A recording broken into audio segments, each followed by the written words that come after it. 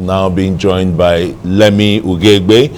As a child and gender rights advocate, Lemmy, very warm welcome to Newsnight. The situation there is really torrid, and the school seems really unconcerned. Learning continues, and well, the police are yet to make any arrests. But what are your thoughts here? Well, it's a very sober and sad time for Nigerians, and particularly the Nigerian child, who is increasingly endangered in facilities, educational facilities that ordinarily should protect them. Really, the Lagos State government first has taken a proactive step in line with global best practices, which is first to shut down at least the physical structure. Through online, they would not definitely be as endangered and exposed to all of the shenanigans that has led to the death of Sylvester. Our schools are increasingly unsafe, and all over the country, because we've seen a plethora of cases, and usually because there are people who are businessmen in education instead of educationists in school issues. We have businessmen, people who see the students as commodities, not as human beings. They see them as articles of trade that attract money to them, and that's why the first thing schools do when situations like this occur is to go into denial, into frolic of propaganda. You can see how quickly they were deflecting and trying to run away from responsibilities. The Sylvester sister, Amanda, aptly captured the fact, at least took us to history, how the boy had been bullied before. And we continue to say, whether for adults or for children, except there is cause and effect, there is punishment for misconduct to serve as deterrent, the situation will continue to grow. And remember that if they had acted properly at the first time Sylvester was bullied and forced to confess or admit that he had seen his sister's nakedness, if the school authority whose attention had been called to this matter had reacted properly, this wouldn't have happened.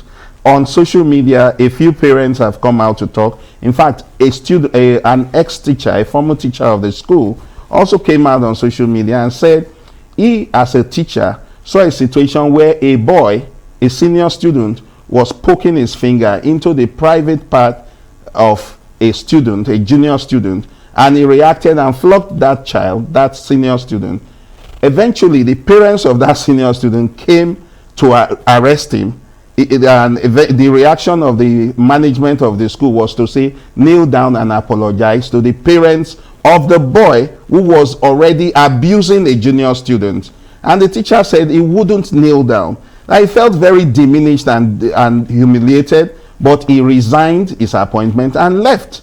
Now, most of these big private schools, what they really have, it's that the teachers have no guts to even punish because of their mercantile orientation to education. Okay, Lemmy, we'll just go on a short break. When we return, we'll continue the discussion and see if counseling and guidance, or guidance and counseling, corporal punishment would be admissible in our schools today. It's time for a short break. We'll be back shortly.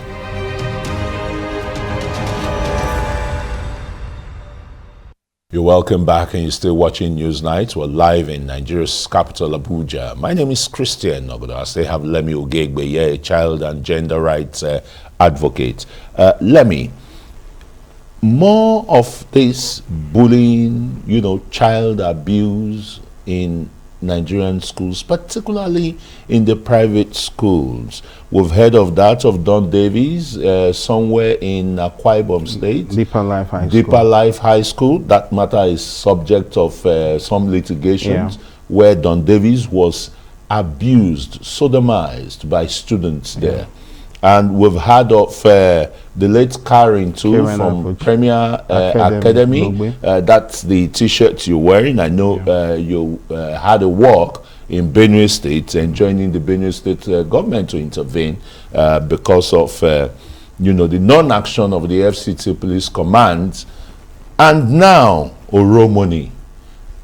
Is it a matter of introducing some form of corporal punishment in private schools, or tightening guidance and counseling? Because I remember in our own time, we had soldiers deployed to high schools and the rest to maintain discipline.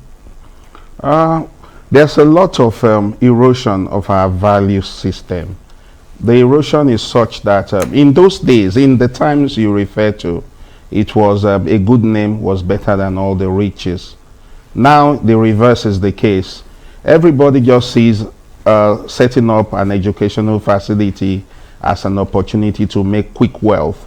And so business people, stricto sensu, business people who do not even have any humanity in them just rush to open schools, and the regulators themselves are not responsive and responsible enough to keep checks on these schools.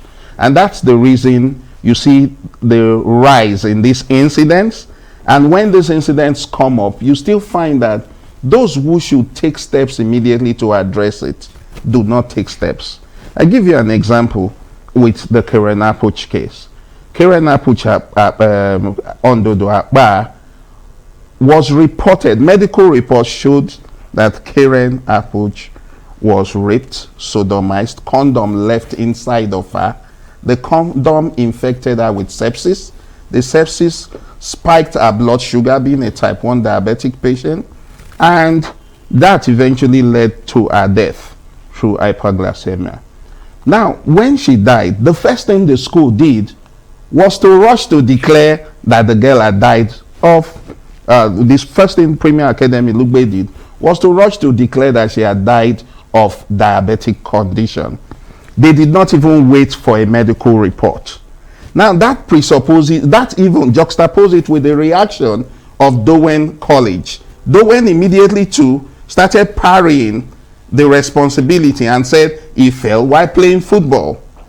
Now, and you wonder what kind of fall would that be? I mean, we see professional footballers, you know, leaping up to 10 feet in the air. So what they do is actually more of the failure of, one, the management of the school, two, the regulating authorities. For instance, we keep saying we are glad Lagos acted swiftly to at least shut down the physical structure. They are doing online. Less children are not as endangered doing online, but we will press for more measures. However, while we praise Lagos, look at the Abuja case, Karen Apuch. This happened June 22nd, 2021. As we speak, the school has neither taken responsibility nor released CCTV footage of 15th and 16th of June, the period in time at which Karen was alleged not to have been able to walk to a classroom. It's not been released. We have insisted now with the new set of the police team handling it that they should call for those footages, and we trust the current people. Some people feel that you should go to court. Yes. If you're not, if the authorities are not coming up with, you know, what's supposed to be done. Yes, we've taken steps. We've taken steps. First, sensitization of the Nigerian people, and we started from Benue in doing a nationwide a walk. Then we are taking the next step. This Wednesday we are going to the Unity Fountain. From there we'll go to the National Assembly to call the attention of the lawmakers and Nigerians at large to be conscious of the fact that anybody who is silent in the face of injustice has chosen to take sides with the oppressor. And the Delta State government, you know, says they would join issue with this. No, the fact that Delta State, I must commend Governor Okowa and the people of Delta State. That is the kind of reaction we expected from even the Benue State government. And that's the reason we decided that we're going to go to Benue and speak to them. We do hope, we know that at least one fine gentleman lawmaker at the federal level, Magbila, has taken the case seriously. We are aware that on the other paper of December 2nd, a motion to investigate Premier Academy, not just for Karen Apoch, but to look at, because there are series, a plethora of cases that have been raised against them, and a former student of the school released a voice note to us where she also made a lot of allegations. So we've called the attention. I'm pointing names. Pointing names and mentioning the number of people who abused her while she was a 12-year-old in that school. So just beyond Karen, for every other child to be protected, we need to investigate that thoroughly. And that's the reason we continue to say parents in Dowen who also are aware of those who have been repeatedly abused, whose children have been repeatedly abused, and parents who have kids in Premier Academy Ughegbe, some of whom will appear to us privately and tell us their own stories. We are saying your kids who have been abused can never find healing until you give them the opportunity to open up and speak to people who can help them at least express themselves so they can find healing, and so that we can use them as the reference point to serve as deterrent to these schools, these Shylock schools, who will rather trade on the blood of students who they should ordinarily groom and protect and make them our future leaders. Trade on the blood of innocent children. Very strong one there. Well, let's just hope that as the Lagos State government has promised, and the police have also promised that they will carry out thorough investigation. Of course, an autopsy report would reveal more. And see if Sylvester Oromoni injured himself while playing football. That would be a Guinness Book of Record situation. Well, thanks very much, Lemmy Ughegbe. He's a rights activist and a defender of the rights of children.